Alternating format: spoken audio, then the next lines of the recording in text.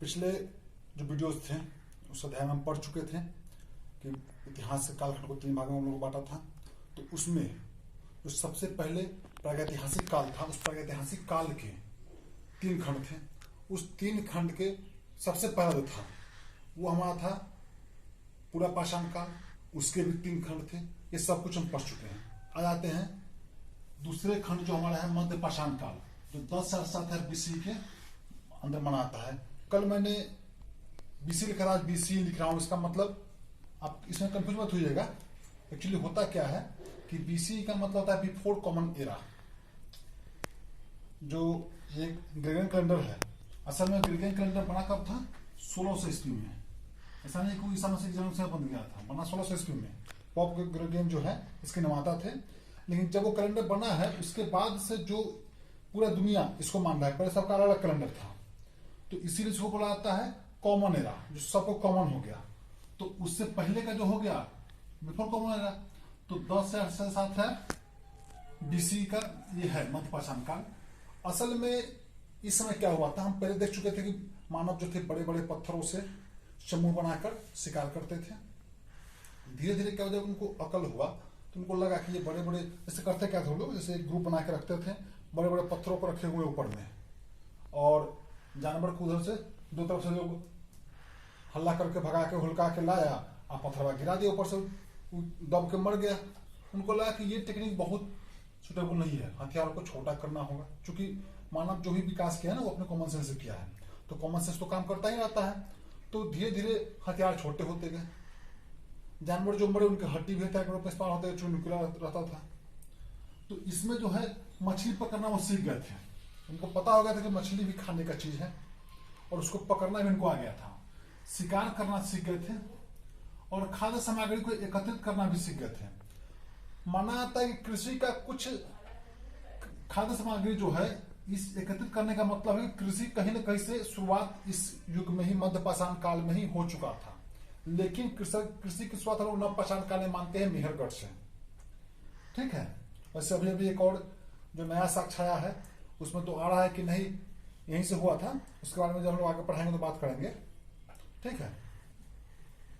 इसके अलावा पशुपालन की शुरुआत हो चुकी थी। कुत्ता पाला जा रहा था सबसे पहले, और पशुपालन का जो साक्ष्य मिला है वो राजस्थान बागौर से मिला है। इसके अलावा आदमगढ़ से मिला है, मध्य प्रदेश से। आपको आदमगढ़ प्रश्न में पूछ सकता है, याद रखिएगा। आदमगढ़ जो है ये पहला फर्स्ट जो है पशुपालन यहीं से मिला था। आपको पूछ सकता है क्वेश्चन। इसके अलावा लोगों ने अस्थायी रूप से निवास करना शुरू कर दिया था, क्योंकि जब कृषि शुरुआत हो गई थी तो रहना पड़ेगा एक जगह। तो अस्थायी निवास का जो मिला है वो सराय नाहर राय प्रतापगढ़ यूपी के पास, यूपी में है, और महदहा से मिला है। ठीक है ना, महदहा भी यूपी में ही है। तो वहां से स्तंभ गर्त मिला है, मतलब नीचे में गड्ढा में घर बना हुआ। इससे अंदाजा हुआ है कि भाई यहाँ लोग रहता होगा, उसी गर्त में एक साथ रहता होगा अस्थायी रूप से।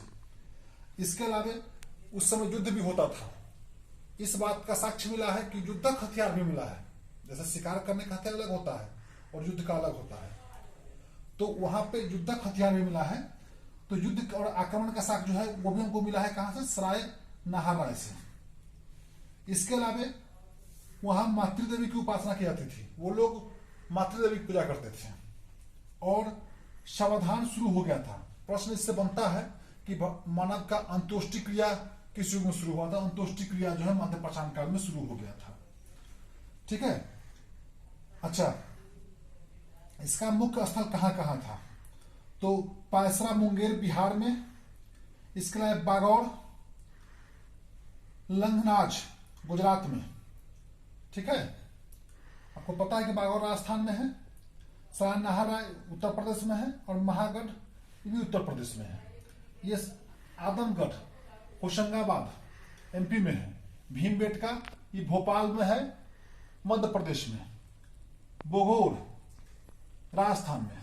इन सभी जगहों पे हम लोग को इसका साक्ष्य मिला है कि यहाँ पे मध्य पाषाण काल के लोग रहते थे।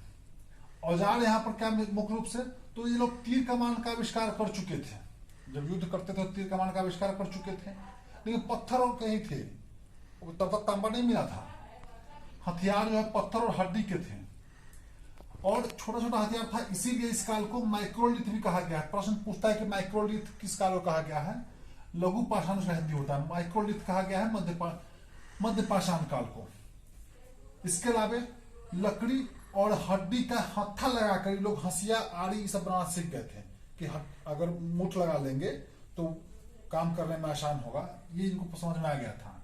नुकीला, क्रोड, त्रिकोण, ब्लेड, नवचंद्राकार, ये सब इनका मुख्य हथियार थे।